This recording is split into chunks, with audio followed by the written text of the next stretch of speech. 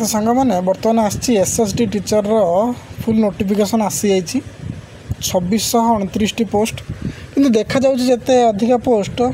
BEd पिला से अधिका पोस्ट आमर आसी ना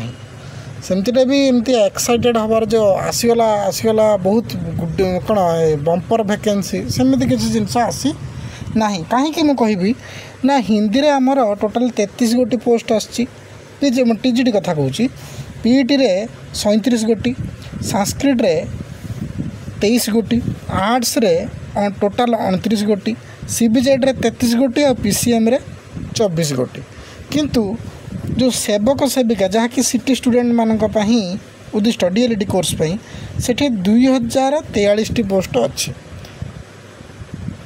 2043 पोस्ट तो एटा सिटी पिलांका गोटे भल वैकेंसी हो पारे किंतु बीएड पिलांका एटा गोटे भल वैकेंसी लगुना तो आपन कहे जे मोर गोटे पोस्ट थिले भी हम सेमती चिंताधार एटा को तुलना करिया मत लगुनि कहीं भल हम कहीं एठी टोटाल समस्त परिश्रम कर लक फेवर कर से समय जार ब्रेन भल भाव काम करुथबो चा ब्रेन टिके से टाइम रे ही काम करियो सब बेले समस्त ब्रेन समान काम करे ना जदि से परीक्षा हल जदि से काम कला ताहले हुए तो से 33 जन भितर आपण 30 जन भितर मोटामोटी भाव देखा गले